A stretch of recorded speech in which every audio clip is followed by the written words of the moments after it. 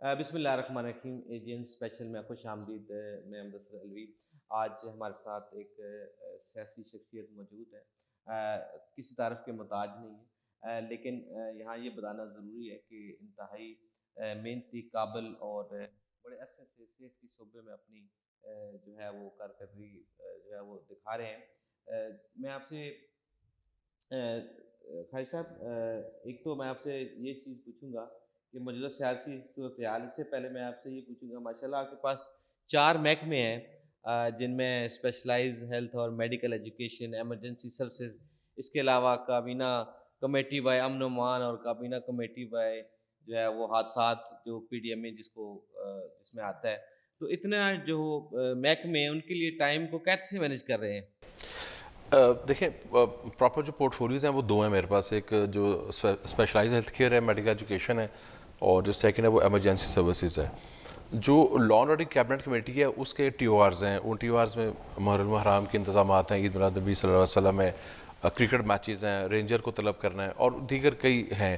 تو ایکچولی اس کا جو پورٹ فولیو ہے وہ تو چیف منسٹر صاحبہ کے پاس خود ہے، تو وہ ہمیں ہفتے میں یا 10 دن بعد میٹنگ کرنی ہوتی ہے۔ بہرحال اس کی فالو میٹنگز بھی ہوتی ہیں، اور خاص طور پہ جو امن و امان کی صورتحال ہو اس وقت اس پر ٹائم دینا پڑتا ہے۔ جو پی ڈی ایم ای کی کیبنٹ کمیٹی ہے، بیسیکلی فلڈ میں اس کا کافی کام ہے، یا ابھی ہم نے مری کو سامان روانہ کیا تو اس پہ ہم نے میٹنگ کی ہے۔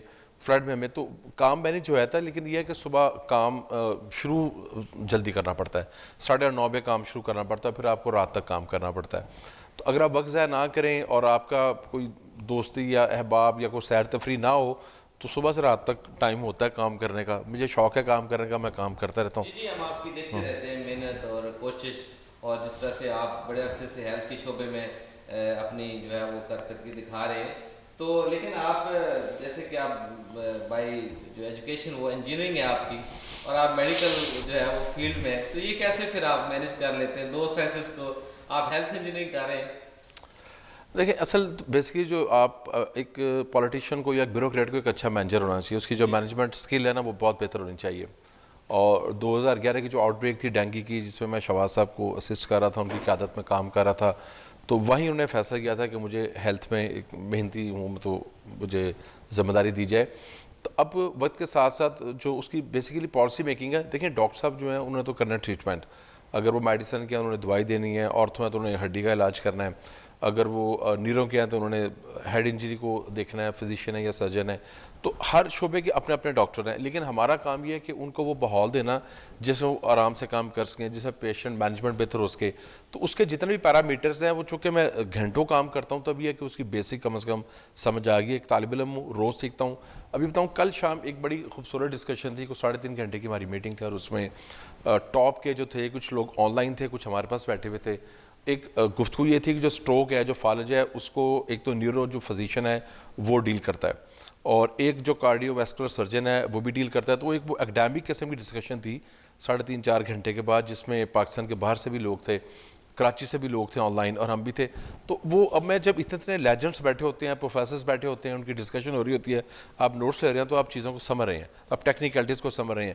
میں ذاتی طور پہ سمجھتا ہوں کہ کسی پولیٹیشین کو، اور میں کہنا چاہوں گا کہ ہماری کیبنٹ میں چیف منسٹر صاحبہ نے بڑے محنتی اور آنیسٹ لوگ ہیں، اور سب مجھ سے بہت بہتر ہیں، اس ملک کے لوگ جو ہیں بہت بہتر ہیں جو کیبنٹ کے لوگ ہیں۔ لیکن جو سب سے امپورٹنٹ بات ہے کہ پالیسی میکر کو طالب علم کے طور پہ سیکھنا چاہیے۔ اس کا فائدہ ہوگا جب آپ پالیسی میکنگ کریں گے، پروفیشنل کے ساتھ بیٹھیں گے، بیوروکریٹس کے ساتھ بیٹھیں گے، فائنینشیل ایشوز ہوں گے، پی این ڈی کے ساتھ بیٹھیں گے، تو آپ کی گرپ ہوگی اپنے سبجیکٹ پہ۔ تو سبجیکٹ پہ گرپ ہونا بہت ضروری ہے۔ جب آپ کی سبجیکٹ پہ گرپ ہوگی تو آپ کی بات مانی جائے گی۔ اور بہرحال یہ پولیٹیشین کی ذمہ داری ہے کہ اس کو لوگ الیکٹ کر کے بھیجتے ہیں، حکومتوں پہ اعتماد کرتے ہیں، تو ہم نے ایوانوں میں بیٹھ کے اور اپنے ڈپارٹمنٹ میں وہ پالیسیز وضع کری جس کا فائدہ عام جی آدمی جی، کو۔ اچھا فیض صاحب، موجودہ سیاسی صورتحال کے بارے میں تھوڑی بہت گفتگو کرتے ہیں۔ تو موجودہ جو سیاسی صورتحال ہے وہ اس میں اسٹیبلٹی نہیں ہے، احتجاج آئے روز ہو رہے ہیں، اور شہر بند ہو رہے ہیں، ملک بند ہو رہے ہیں، سگنل بند ہو رہے ہیں۔ تو جو سیاسی یہ جو آپ کو لگتی ہے کشیدگی، اس کا کیا فیوچر ہوگا؟ یہ ایسے ہی چلتا رہے گا؟ کیا آپ کا خیال ہے اس بارے میں؟ سوال آپ کا بالکل ٹھیک ہے۔ جو معیشت ہے کسی بھی ملک کی، اس کا گہرا تعلق اس کی اسٹیبلٹی سے ہے کہ ماحول کتنا اسٹیبل ہے۔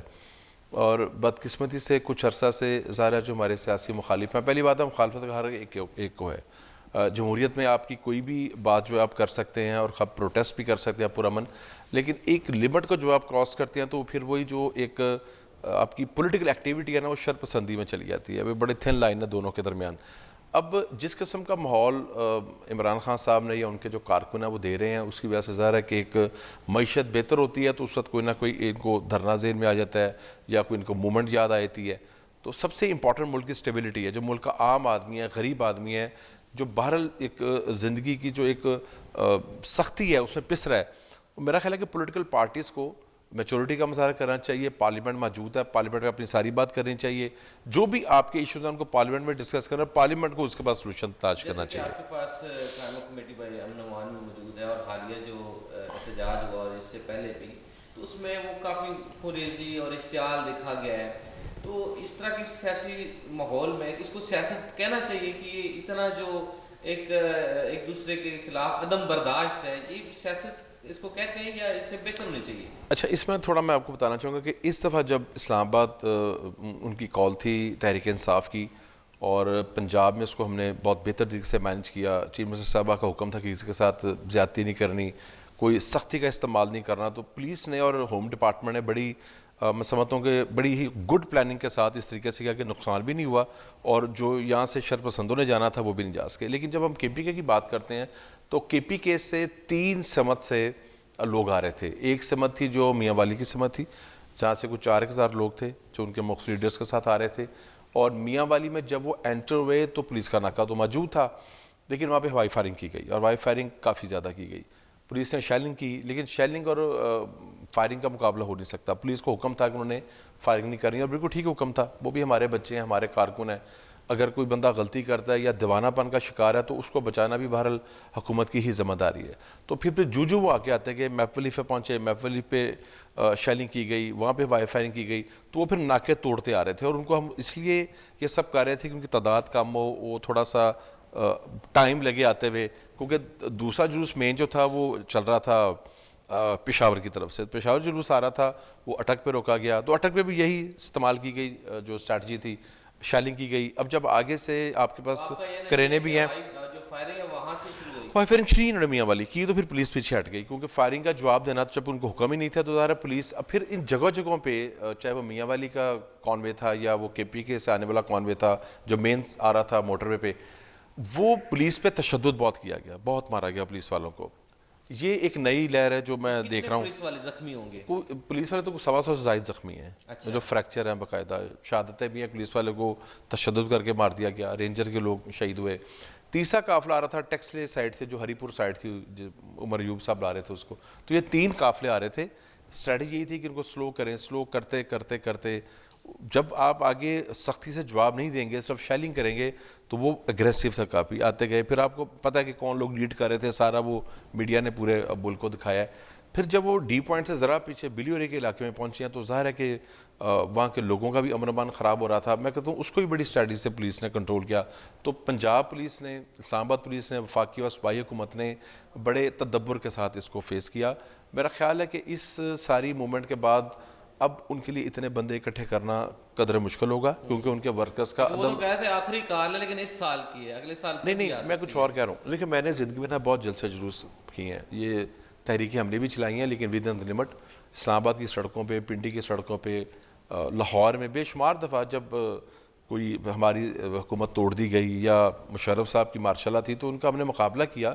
لیکن سڑک پہ آپ کی ایک لمٹ ہے سیاسی کارکن کی. جب آپ چیزوں کو جلانا شروع کر دیں گے نا اور فورسز پہ اٹیک کرنا شروع کر دیں گے تو اس کا پھر وہ نا شر پسندی کی طرف چلا جاتا ہے، اس کا ریئیکشن بھی اتنا ہی برا ہوتا ہے.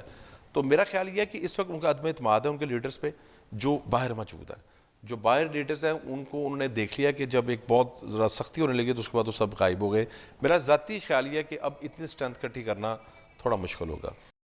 دوسری بات یہ بتائیے گا کہ جیسے اب ایک عام نوجوان جو پولیٹیکلی تھوڑا ایکٹیو ہو گیا ہے، وہ اس کو سمجھ آ گئی ہے، سوشل میڈیا کے ذریعے کمیونیکیشن کے ذرائع اب بہتر ہو گئے ہیں، وہ یہ سارے حالات دیکھ کے تو وہ سیاست کی طرف آئے گا، یا اس کے لیے ہم کو بہتر ماحول دیکھ سکتے ہیں اس کو کہ وہ آئندہ آنے والی، جیسے آپ نے اسٹوڈنٹ پالیٹکس میں، آپ کے بھائی نے اسٹوڈنٹ پالیٹکس سے شروع کیا اور آپ یہاں پہ آپ اپنا جو ہے وہ ذمہ داری نبھا رہے ہیں، تو جو نوجوان نسل ہے ان کے لیے یہ سارا دیکھ کے وہ سیاست کے تو بدزن ہو جائیں گے یہ صورتحال دیکھ کے؟ اور اسپیشلی نون لیگ اس حوالے سے مطلب نوجوانوں کو کیا پیغام دے گی؟ کہ یہ شہادت گئے الفت میں قدم رکھنا ہے. لوگ آسان سمجھتے ہیں مسلمان ہونا, تو یہ سیاست جو ہے نا یہ پرخار راستہ ہے. اس راستے کا چناؤ جو لوگ کرتے ہیں وہ بڑی سختیاں, اور اس میں ہر پارٹی سختیاں جھیلتی ہے. اس میں پیپلز پارٹی کے ورکرز نے بہت سختی جھیلی, مسلم لیگ نون کے ورکرز نے, قیادت نے بہت سختی جھیلی, تحریک انصاف کے ورکرز بھی سختی جھیل رہے ہیں. اس طرح جماعت اسلامی دیکھ لیں, ایم کے ایم دیکھ لیں, جتنی بھی پولیٹیکل پارٹیز ہیں. تو پہلی بات ہے کہ پڑھے لکھے بچوں کو تو آنا چاہیے, اس پہ تو کوئی نہیں ہے. ہمارا چونکہ انہیریٹڈ تھا, والد صاحب نے پاکستان کی تحریک میں حصہ لیا تھا, خود بھی جمہوریت کے لیے جیلیں کاٹی تھیں, پھر اپنی جان دے دی. والدہ بھی میری چونکہ خود ممبر تھیں پنجاب اسمبلی کی, پہلی ممبر تھیں الیکٹڈ لاہور سے جو پہلی دفعہ خاتون ایم پی ہوئی. پھر بھائی کی شخصیت کا مجھ پہ بہت گہرا اثر ہے, انہوں نے بڑی بولڈ پالیٹکس کی, فرنٹ پہ آ کے پالیٹکس کی, اور برے ترین وقت میں پارٹی کے ساتھ کھڑے رہے. تو ظاہر ہے میرا ایک تھوڑا ایکسیپشنل کیس ہے, لیکن پالیٹکس میں جو پڑھے لکھے ناراض ہیں تھوڑے کوئی؟ بھائی ناراض نہیں ہیں, ان کا اپنا ایک انداز ہے اور پارٹی کی بہتری کے لیے ہر وقت پوچھا رہتے ہیں. تو ان کا ایک اپنا نقطہ نظر ہے, وہ نقطہ نظر کا اظہار بڑی کھل کے کرتے ہیں. دیکھیں پہلی بات ہے قیادت نے بھائی کو بہت عزت دی ہے. وہ اب ظاہر ہے کہ فیصلہ بھائی نے اور میں نے کرنا ہے کہ بھائی نے کی ذمہ داری لینی ہے یا نہیں لینی.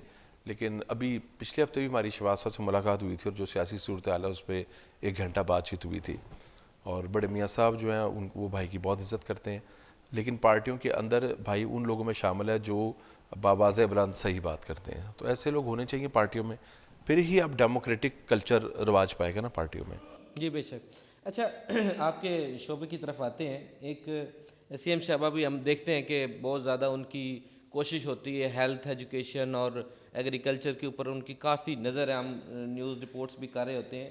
تو ایک جنرل سوال آپ سے یہ پوچھیں گے کہ ایک عام آدمی ایک ہسپتال میں جاتا ہے, ٹرشری کیئر میں جا رہا ہے, میڈیکل جو اسپیشلائز آپ کے ڈپارٹمنٹ ہے, تو وہ اس کو ریلیف انسٹنٹلی وہاں پہ کیوں نہیں ہاسپٹل میں ملتا؟ اس کے لیے آپ کیا کریں؟ ایک آپ جو ہیلتھ انیشیٹو لے رہے ہیں, بڑی بلڈنگس بنا رہے ہیں, سارا کچھ اپنی جگہ موجود ہے, لیکن اگر مریض جائے, اس کو ٹائملی چیک اپ ہو اس کا, اور اس کو دوا ملے, ڈاکٹر ملے, اس بارے میں کیا آپ کی پلاننگ ہے, کیا اسٹریٹجی ہے؟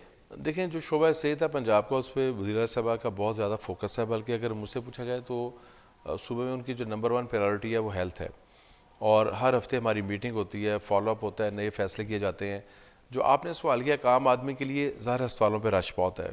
ڈیلی ہزاروں لوگ ٹیچنگ انسٹیٹیوٹ میں جاتے ہیں, او پی ڈیز میں رش ہوتا ہے, انڈور میں رش ہوتا ہے, ایمرجنسی میں رش ہوتا ہے. گیپس ہیں, ہم یہ کہیں کہ گیپس نہیں ہیں, ہمارے رویوں کے بھی مسئلے ہیں, میڈیسن اویلیبلٹی بھی بعض کا ایشو ہوتا ہے, اور لوگوں کو بھی بعض کا مشکلات کا سامنا کرنا پڑتا ہے. تو اسی لیے ایک تو بیڈ کیپیسٹی انہانس کی جا رہی ہے, جو نئے ہسپتال بنائے جا رہے ہیں اس کا مقصد یہی ہے کہ جو پرانے انسٹیٹیوٹس ہیں وہاں پہ اس کا پہلی بات رش کام کیا جا سکے.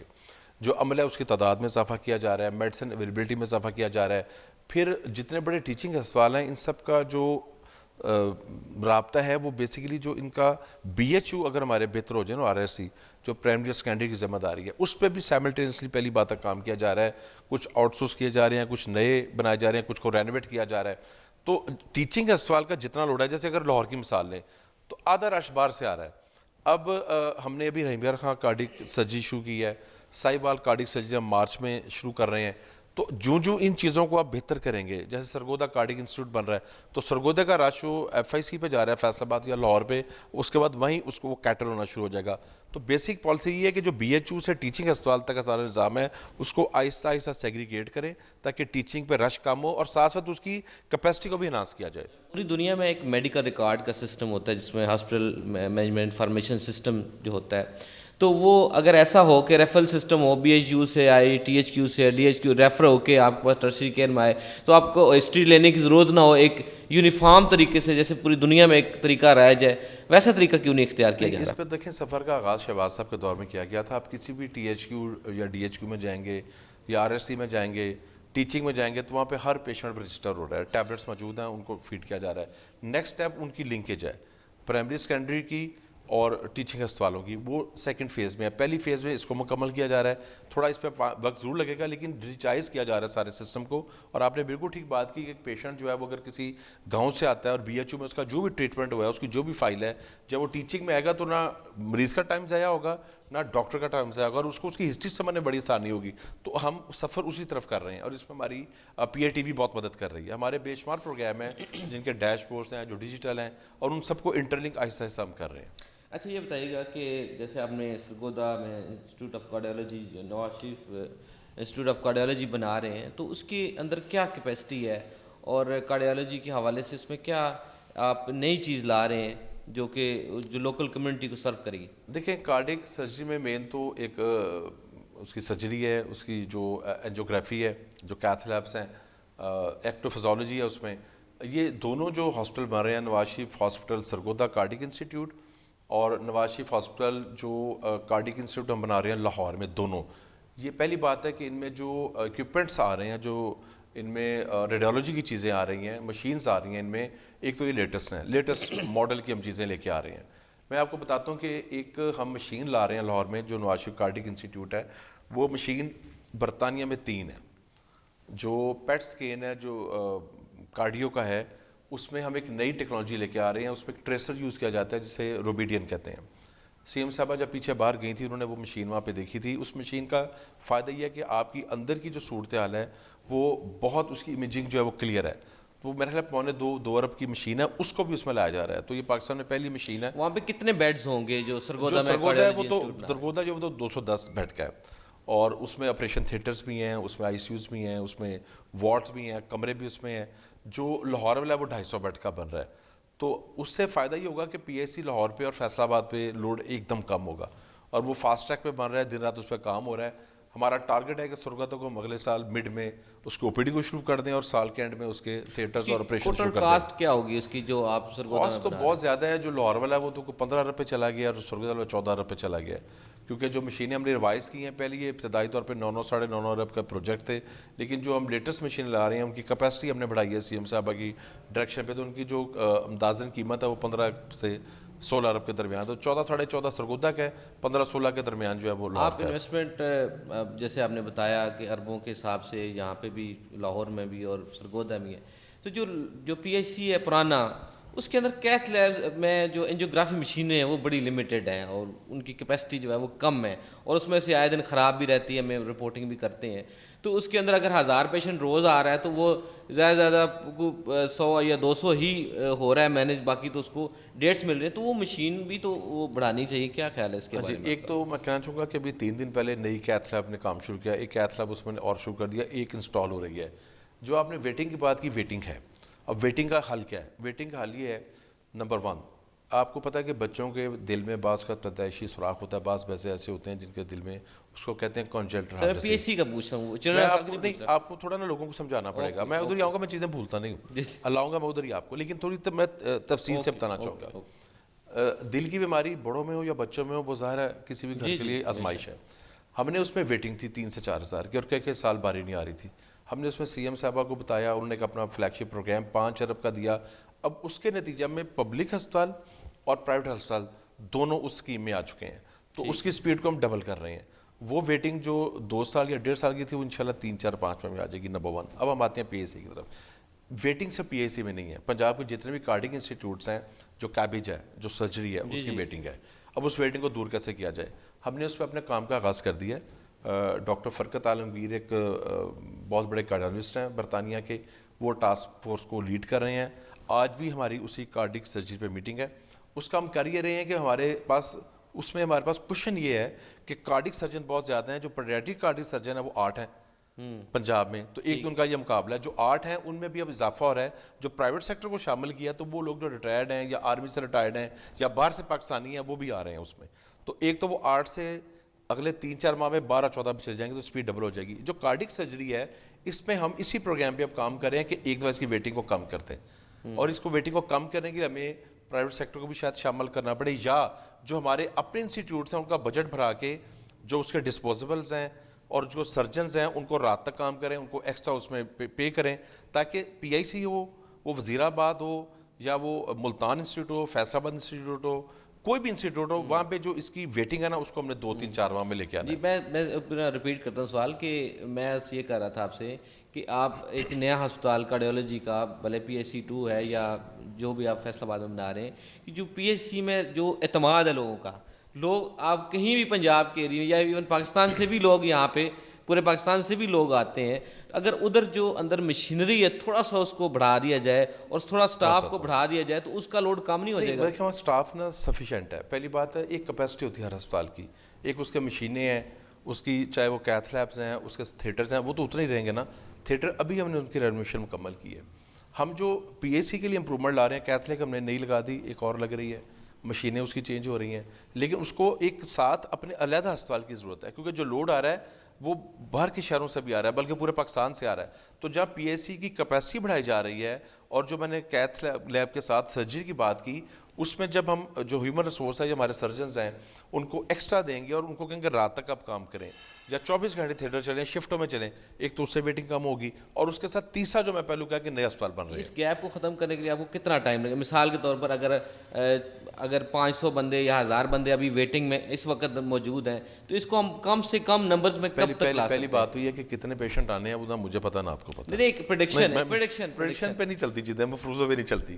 پیشنٹس بہت آ رہے ہیں. دیکھیں سب سے امپورٹنٹ بات جو یہ سوال آپ کر رہے ہیں نا, پریونٹیو بہت ضروری ہے. ہاں جی. اور میں ایک بات آپ کو کہنا چاہوں گا کہ آپ جتنے مرضی ہسپتال بنا لیں, جو آبادی جس سپیڈ سے بڑھ رہی ہے نا, دیکھیں ہمیں کچھ چیزیں ایسی ہیں جو ریالٹی ہے, جی اور جتنی تعداد میں بیماری میں اضافہ ہو رہا ہے نا, اب جتنے مرضی ہسپتال بنا لیں, اگر ہم پریونٹیو نہیں کریں گے تو یہ چیزیں اسی طرح چوک رہیں گی. لیکن ایک دفعہ ہم نے ان ویٹنگ کو ختم کرنا ہے, اپنے اداروں کو مضبوط کرنا ہے, تاکہ جو ہماری ویٹنگ سال یا 1.5 سال کی وہ 2-3-4 ماہ میں آ جائے. میں بتاؤں پاکستان میں صرف ویٹنگ نہیں ہے, پوری دنیا کے جتنے بھی ادارے ہیں, بڑے بڑے ادارے, وہاں ویٹنگ ہے. کیوں میں ہی لگنا پڑتا ہے, وہ برطانیہ ہو, امریکہ ہو, کیونکہ جو ڈاکٹر وہاں سے ہمارے پاس آتے ہیں یا پاکستانی وہاں پہ کام کر رہے ہیں, ہماری ان سے بھی ڈسکشن رہتی ہے. لیکن پی ایچ سی ہو یا کوئی بھی کارڈنگ انسٹیٹیوٹ ہو, اس کی انشاءاللہ کیپیسٹی بڑھائی جائے گی. جی. ناظرین ایک بریک کا وقت ہوا چاہتا ہے, بریک کے بعد واپس آپ کی خدمت میں حاضر ہوتے ہیں. جی.